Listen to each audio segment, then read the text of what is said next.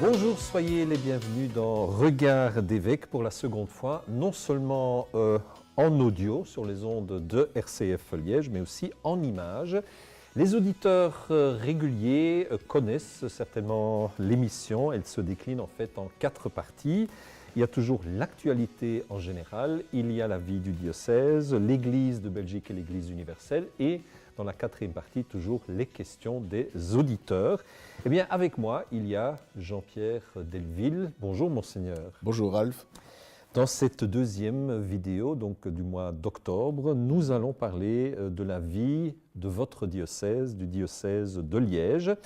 En fait, dans le cadre des restaurations de la cathédrale de Liège, un événement d'importance a eu lieu le 11 octobre dernier.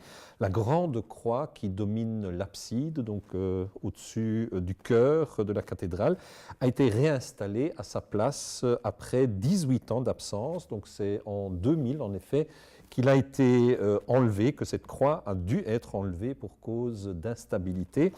Est-ce que c'est un symbole pour vous aussi de l'avancement des travaux? Où en sont-ils? Oui, c'est un symbole de l'avancement des travaux. C'était une prouesse d'ailleurs que de réinstaller cette croix parce qu'il faut se rendre compte qu'elle domine le toit à l'endroit du chevet de l'église et donc à un endroit relativement difficile d'accès, si on peut dire. Il y a une structure métallique en dessous du toit qui soutient et supporte cette croix et c'est une énorme grue qui l'a replacée sur son support. Nous avons béni la croix au pied de la cathédrale. Elle fait environ 1,50 m ou 2 m de haut. C'est une croix en fer forgé. C'est une croix dorée avec une série de festons et de rosaces qui encadrent le cœur de la croix. Et l'ensemble des ouvriers qui s'occupaient de cette croix étaient là aussi pour assister à la remise en place et pour assister à la petite bénédiction. Donc nous avions à la fois du personnel qui s'occupait de la remise en place, du personnel qui avait nettoyé et repeint la croix, mais aussi des architectes et également des responsables de la région wallonne qui financent en partie les travaux. Donc c'était une célébration en plein air, rue Saint-Paul, très original, si je puis dire, et oui, certainement très symbolique, parce que c'est une étape visible, et en même temps une étape périlleuse, je vais dire, et une étape d'ailleurs bien réussie. Mais ça ne veut pas dire que les travaux approchent déjà de leur fin. Ils approchent toujours de leur fin, puisque par définition, on se rapproche de la fin, mais il faut certainement compter encore 2 ans de travaux, oui. La cathédrale est toujours dans une gangue d'échafaudage, cachée par des toiles. Les architectes nous ont bien dit qu'elle serait superbe quand on la découvrirait et qu'on enlèverait toutes ces toiles, parce que toute la poussière noire qui s'est incrustée dans la pierre sera enlevée et la pierre va retrouver sa teinte d'origine, qui est soit la teinte gris clair de la pierre calcaire, soit la teinte jaune clair, qui est la teinte de la pierre de sable. Ce qui fait que la cathédrale, vue de la place cathédrale, sera vraiment belle, pimpante. Ça, c'est une chose, je dirais, très positive. Mais ce qu'on ne voit pas et qui est encore plus important, c'est que la charpente a été refaite, le toit a été refait, et donc ainsi, il n'y aura plus d'infiltration d'eau à cause de la défection et des problèmes de la toiture. Alors pour le 2e sujet, remontons un peu en arrière. En fait, le 16 mars dernier, vous avez promulgué de nouvelles pistes d'action pour la catéchèse, une catéchèse renouvelée. Et pour les faire connaître à un public très large, le service de la catéchèse du vicariat Annoncer l'Évangile a réalisé un flyer coloré et attrayant. Mais ce n'est pas tout parce qu'il y a aussi des formations, des rencontres d'information qui sont prévues pour les mois prochains. Donc j'ai l'impression que la machine commence à marcher. Donc voilà, on a promulgué en mars, mais il faut appliquer en septembre-octobre, c'est-à-dire à la rentrée.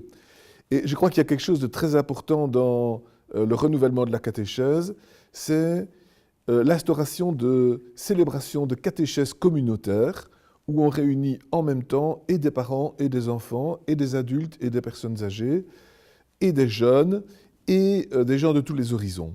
Donc ces célébrations communautaires permettent aussi de donner la parole aux personnes qui sont là et permettent en plus de brancher la catéchèse et l'information sur une dimension de célébration et je dirais, de fête. Sans compter un aspect convivial que l'on propose de faire également.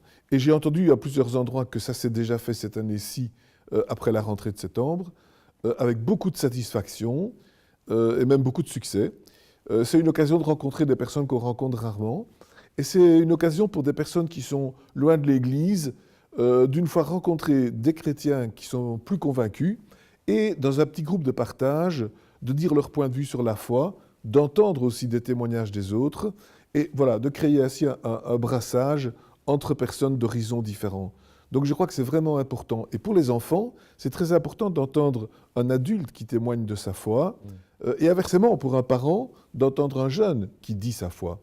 Donc je trouve que cette dimension de catéchèse communautaire, au rythme d'une fois par mois ou une fois tous les 2 mois, c'est vraiment quelque chose de très important pour la vie de foi de nos communautés et plus largement de notre diocèse. Ça me fait penser au livre de Valérie Le Chevalier qui est paru il n'y a pas longtemps et qui insiste sur le fait qu'il y a beaucoup de chrétiens baptisés qui ne sont pas pratiquants, mais qui sont croyants et qui n'ont pas toujours l'occasion d'exprimer leur foi. Et ici, on donne au contraire à ces personnes l'occasion d'exprimer leur foi ou d'entendre un point de vue de la foi qui est moderne et qui est actualisé. Est-ce qu'on peut dire que c'est une catéchèse presque à 3 étages? Donc traditionnellement, il y a la catéchèse des enfants et des jeunes. Il y a la catéchèse familiale, notamment avec les parents, avec les membres de la famille. Et puis cette catéchèse communautaire où toute la communauté est impliquée? Oui, on pourrait dire ça comme ça, en effet. Parce que bien sûr, on garde des moments de catéchèse entre jeunes, entre enfants, et même aussi des groupes entre adultes. Parce qu'il y a une pédagogie différente, forcément, qu'il faut aussi appliquer. On insiste pour qu'il y ait une implication des parents par rapport à la préparation des enfants, spécialement pour la première communion. Donc là, c'est important qu'il y ait quelque chose qui se fasse en famille. Et puis ici, on a un 3e niveau. C'est un niveau, en effet, de brassage plus général. Et en ce sens-là, c'est donc aussi... voilà, c'est une nouveauté d'une certaine façon, même si pas mal d'endroits avaient déjà initié ce processus-là. Mais ici, on le, je dirais, valorise, on le diffuse et on lui donne aussi une certaine structure, une méthodologie, une manière de faire et on forme des personnes pour l'animation. Donc c'est une catéchèse, oui, à ce sens-là, un peu à 3 niveaux, c'est vrai. Est-ce qu'on peut dire que finalement toute la communauté chrétienne est catéchisante, est catéchiste? D'une certaine façon, oui. Et il faut se rendre compte que ça a toujours été comme ça dans l'Église. Parce qu'on me dit parfois, mais la catéchèse, c'est pour les enfants. Ou bien quand ils ont 12 ans, ben, ils savent ce qu'ils doivent savoir. Et c'est l'affaire des catéchistes. Et c'est l'affaire des spécialistes, c'est l'affaire des catéchistes. Mais en fait, ce n'est pas vrai, parce qu'à tout âge, on a quelque chose à apprendre de la foi chrétienne. La foi chrétienne, c'est quelque chose qui évolue avec l'évolution d'une personne, et tout spécialement quand la personne mûrit en tant qu'adulte. Et donc, c'est très très important qu'une catéchèse ne reste pas à un niveau, on va dire, infantile, à un niveau de ce qu'on a appris dans l'enfance, mais qu'elle puisse mûrir avec la personne qui évolue. Et puis, nous voyons que même le pape suit des catéchèses. Pendant une semaine, durant le carême, il suit une catéchèse. Alors on pourrait dire, mais le pape, il sait tout ce qu'il doit savoir, il fait une prédication tous les jours, il a fait le tour de la question. Mais non, il prend aussi le temps d'écouter, d'entendre, parce que suffit même pas soi-même de dire la foi, de temps en temps, il faut se l'entendre dire par quelqu'un d'autre pour être mieux, je dirais, conscientisé, pour ouvrir son cœur et pour être en quelque sorte surpris par des expressions de la foi qui sont peut-être différentes de celles que nous, personnellement, nous avons. Donc c'est pour ça que c'est une expérience, à mon avis, très importante et très formatrice. Le 11 novembre prochain, nous fêterons le 100e anniversaire de la fin de la Première Guerre mondiale, de l'armistice en fait. Est-ce que le diocèse participe aussi aux festivités et comment? Oui, là j'ai voulu qu'on fasse quelque chose. On a la chance, si je puis dire, que le 11 novembre tombe un dimanche. Et donc on peut facilement intégrer dans une messe du dimanche le centenaire de l'armistice. Donc à Liège, nous allons faire une messe votive pour la paix, c'est-à-dire une messe de prière spécifique centrée sur la paix.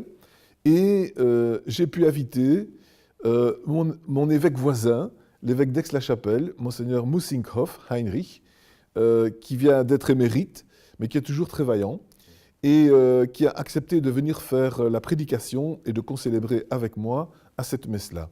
Alors, Monseigneur Moussinkov est capable de lire le français, donc il fera sa prédication en français.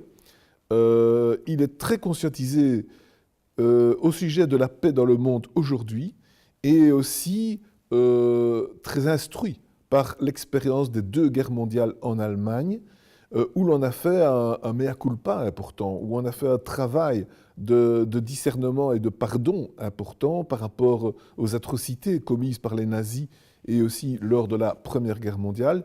Et je dirais que c'est important de témoigner de ce travail qui s'est fait en Allemagne pour que nous comprenions aussi qu'on peut évoluer et que ceux qui étaient autrefois des ennemis deviennent désormais des amis. Et c'est ainsi que Monseigneur Moussinkov va un peu témoigner des processus de paix en Allemagne et des processus de paix dans le monde aujourd'hui. Et il manifestera par sa présence la réconciliation qui est là après les 2 guerres mondiales que nous avons eues, en particulier contre l'Allemagne. Je suis donc très heureux pour cela. Qui plus est, nous allons faire une exposition dans le cloître qui est organisée par l'aumônerie militaire. Celle-ci, en effet, possède des documents très intéressants sur l'engagement des aumôniers, mais aussi des religieux et des religieuses, durant la guerre, au service des soldats et de la population. Donc ça va s'appeler « Hommes de Dieu durant la Grande Guerre ». Il s'agit en effet de montrer comment des chrétiens, hommes et femmes, se sont engagés pour soulager les souffrances de la population et pour donner un secours mutuel, un soutien spirituel également aux gens de notre pays. Il y aura donc des témoignages, des photos, il y aura des documents spécifiquement liégeois et ça se tiendra dans le cloître de la cathédrale à partir du 10, à partir donc du 10 novembre. Puis, même au séminaire de Liège, à l'espace Prémontré, il y aura aussi une petite exposition sur des affiches. Voilà, parce que les archives de l'évêché ont une magnifique collection d'affiches datant de la Première Guerre mondiale. Ce sont des affiches très, je vais dire, délicates qu'on doit manier avec beaucoup d'attention parce que le papier est très fragile. Mais on peut en exposer un certain nombre d'entre elles. Le tout a d'ailleurs été scanné et même visible sur Internet. On va exposer les affiches les plus marquantes et les plus présentables aussi dans les galeries du cloître du séminaire. Ce sera aussi une manifestation très intéressante du vécu quotidien pendant la Première Guerre mondiale. Voilà donc des choses à découvrir autour des festivités du 11 novembre. Merci Monseigneur, merci à vous chers spectateurs pour votre intérêt. Je vous rappelle qu'au total, il y a 4 vidéos à regarder pour ce mois d'octobre. Vous les trouvez notamment sur la page Facebook de RCF, sur le site du diocèse de Liège et aussi sur YouTube. N'hésitez pas à nous signaler vos propres réactions, suggestions, questions peut-être. Une seule adresse mail, communication au singulier @évêchedeliège.be et un numéro de téléphone 04 223 15 26 04 223 15 26 évidemment pendant les heures de bureau. Je serai heureux de vous retrouver à d'autres moments pour d'autres questions à poser à Monseigneur. Merci et au revoir en images et sur les ondes de RCF.